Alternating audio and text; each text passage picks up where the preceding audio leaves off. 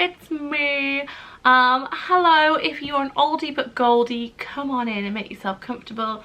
If you are new, my name is Louise Pentland. I make online content about motherhood and lifestyle, and I usually am pretty set in my topics, but today we're going a bit off-piste. I had planned to put up a video about Elf on the Shelf because I've got some lovely and very affordable Elf on the Shelf bits if you're doing that this year. But I think I'm gonna have to put it up tomorrow, which will be weird to put up like 2 videos in a row day after day, which I don't normally do. I spread them out a bit. But today is a really special day for me, and I debated whether I wanted to share it quite publicly like this, and I do want to. I want to share it because I want to honour this day, and I want to give you some homework at the end of this video. I've made notes, and there's a little bit of homework coming for you, and I hope that you will do it, and I hope that you will give me a little bit of feedback on doing it. So many of you will know, if you followed me for a while, that I lost my mum when I was very little. My mother was called Jane, and she was beautiful, and very sadly she had cancer, and she fought bravely for 2 years. She really did. And back in 1992, which is the year she died, they just didn't have the technology and the modern advances that they have now to be able to save her. So very sadly, on the 20th of December 1999, she left us and passed away.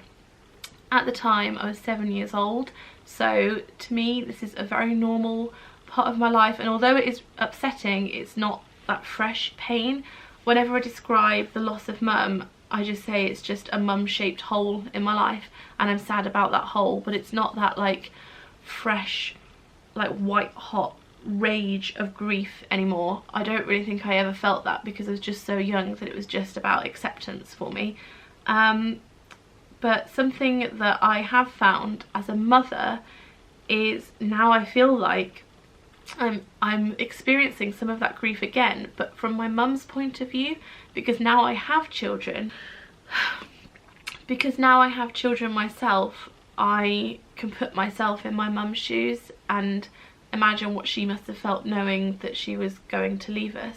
So this next thing is going to sound really morbid, and I would love to hear if anybody else has done this as well, but something I find almost soothing is to calculate numbers and days and kind of ration out, I don't know why I do this, it's just a thing I do. So I worked out a long time ago, long before I had children, that I was 7 years, 7 months and 23 days old when mum died. So I worked out that I had 2,794 days with my mother, and for me as a child you might think that was not enough time, but because I'm so used to have accepted it, that just is enough time. It's a lifetime of time for me because I carry her with me every day, and I remember her, and I remember her legacy, and I'm passing it on to my girls.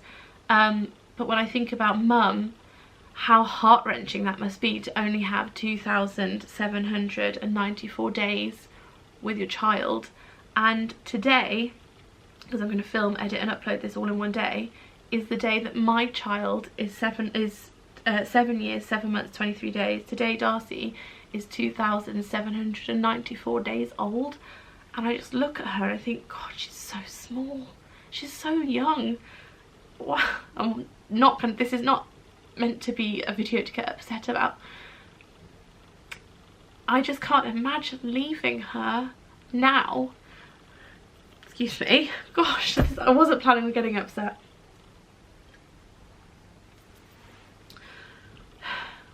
I can't imagine leaving her now because I don't feel like I've fully equipped her.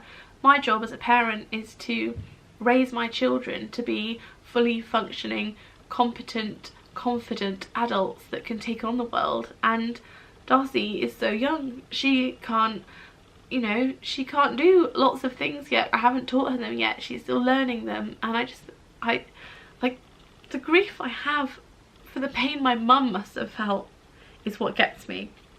So I was thinking about this yesterday, and I was thinking about all the things that I would say if I had one more day with my mum, or just one more hour, or one more 10 minutes, and I could just have a conversation with her. And so I made a little list of things I wanted to say to her, and I thought I would share some of them. I need to put this somewhere.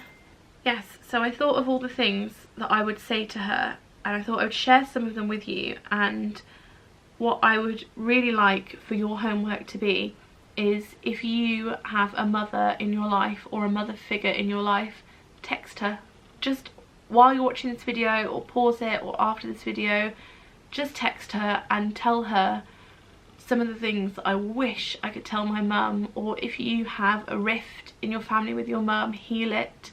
It's never not a good time to heal a rift. Or if your mum is in your house, just go and say something nice to her or give her a hug, because I feel as though by my mum not being here, she will have enabled all those other mums to have those nice moments. And that's like a gift to me, because that's knowing that my mum has provided a gift. And I know that's so tenuous and such a weak link, but it soothes me. So these are some of the things I would say to my mum if I still had her.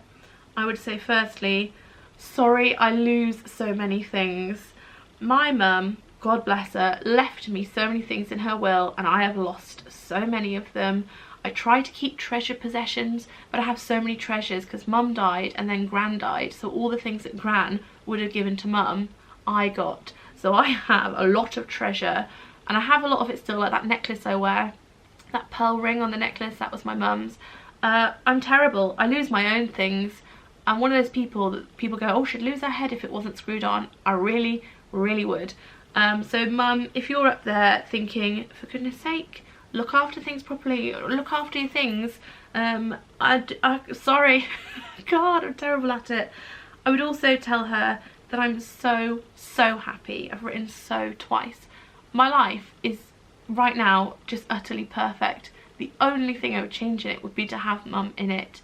I feel like so just content with it. I have 2 beautiful, happy, healthy children. My boyfriend is a hunk. My family are happy. I haven't got that list, but when mum was with us, there were so many little rifts in our family, but they're all healed. I don't know how this has happened, but they are. I would tell her not to worry about dad, that he would cock up quite spectacularly for a long time, but then he got his act together about 15 years ago. Would we say 15 years ago? Yeah, about 15 years ago my dad just turned his life around and sorted himself out, and about 7 or 8 years ago he met Tina, the most wonderful Tina. And I'm going off on a tangent now. I wish that my mum could come back for a day and meet Tina, because I know this sounds crazy because Tina is my dad's wife and my mum was my dad's wife.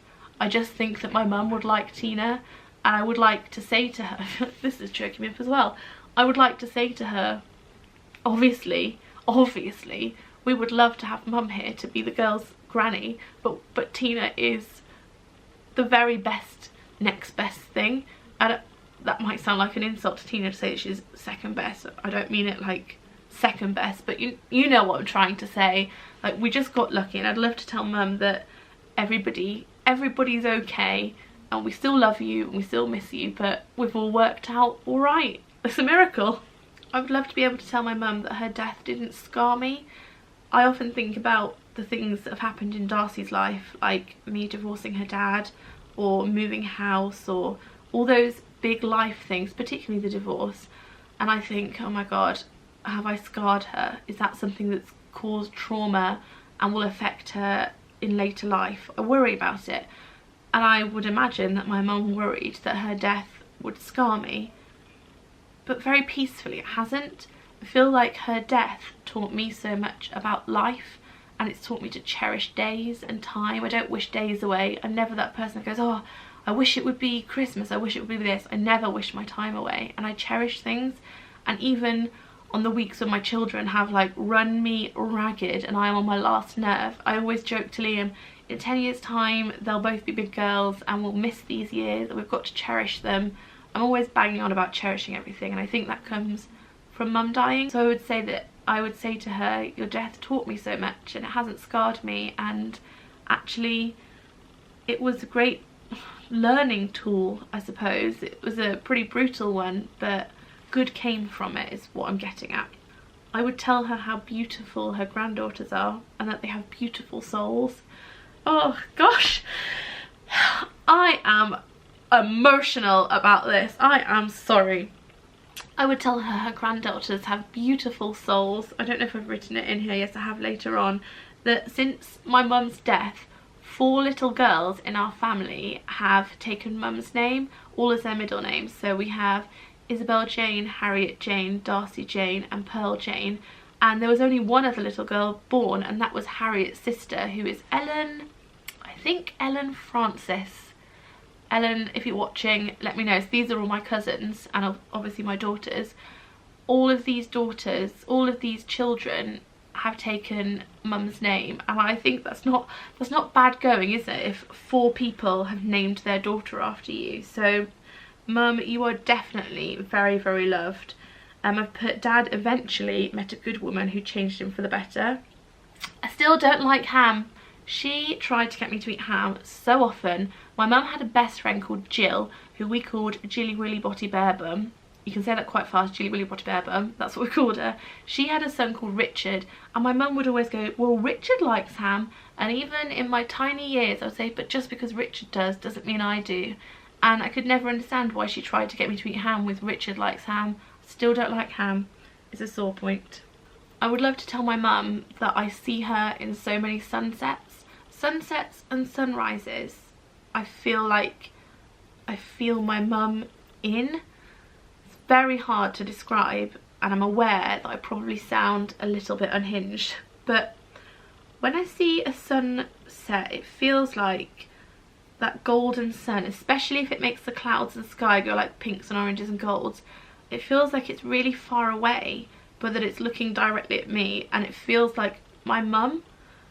And for a long time I thought that that was a bit nuts and didn't tell people about that, until one morning I was driving Darcy to school. This was a few years ago when she was in reception, so 3 years ago, she was 4, and she said, look at, because it was winter and the sun had come up and we drive to school early, blah blah, and she said, mummy, look at that sunrise, it's like Granny in heaven. And I was like, oh, you feel it too.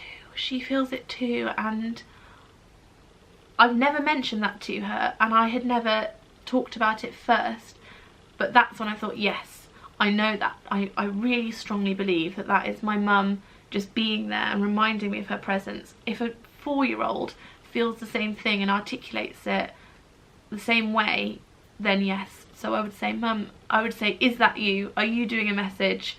Or are the both of us a bit unhinged? But I'd like to think it is.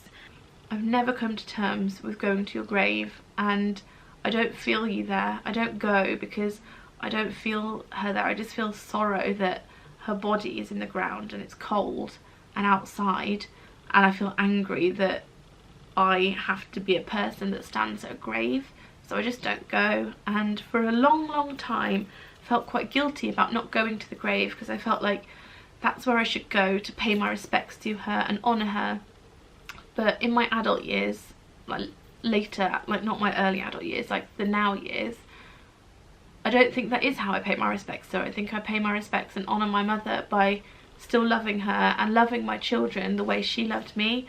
I really model my parenting style on the way my mother parented me.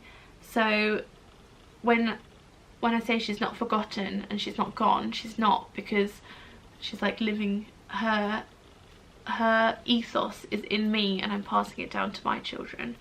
The last thing I would say to her is, you would marvel at my life. You would love my life. My mum so my mum was a bit of an entrepreneur herself. She had a craft fair business where she would go and sell things at craft fairs that she made, but also she would host the craft fair. So she would hire the village hall, she would advertise it, she would set it all up, she would take obviously a fee from everyone's stall. So quite entrepreneurial. And also my mum loved sparkly things. She collected Victorian jewellery and treasure and trinkets and glitz and glamour. My mum and dad once went to Monte Carlo. I think my dad won a weekend through his work, or he was rewarded a weekend. Dad, if you're watching, text me and let me know. But mum went to Monte Carlo, and I have these lovely pictures of her in this like 80s get-up of this like very long shapeless jumper with like a long pleated skirt, and she was just glamorous. She had the big bouffant hair. She was a glamorous woman. She loved glitz and glam. She She loved jewellery. Like, my mum would love my life. Like how Auntie Judith does. I would take my mum to every red carpet event available. I would take her to every PR party. I would take her around the world. I would take her first class on flights. I would take her to the best hotels. I would share all my PO box treasure with her.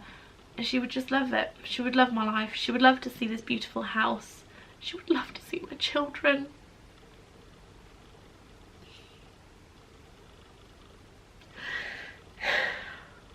If you have a mum in your life, the whole point of this video is I want you just to go and pour love onto them in whatever way you feel best, in whichever way you can, in whatever medium you can. Phone, face to face, fax, like I was gonna fax anymore, whatever, a pigeon carrier, any way you can, go and do it. And I would love for you to tell me if you have, and if you can, tell me what they said, because I would quite like to like piggyback on your motherly love and basically like get in there and feel like I'm in amongst it. You know, like when I go to my friend Marie's house in America, Marie Bits and Clips in Seattle, when I go to her house and stay with her, I feel like I've like pushed into their family. And I'm like, hey, here I am, I'm in. And that's how I want to feel with you, and giving love to your mums. I want to feel in between that. Like when the cat jumps on your lap, you're like, hey, all right, here you are. That's what I want to be. So there we go. 2,794 days of love from my mum that has lasted a lifetime, and hopefully many more for me and Darcy, and of course me and Pearl. I'm going to finish this video, edit it, upload it, and then I'm going to go and squeeze Darcy so hard she'll be like, just get off, mum, and I'll... lovely. That's the end of the video. Thanks for watching. Bye.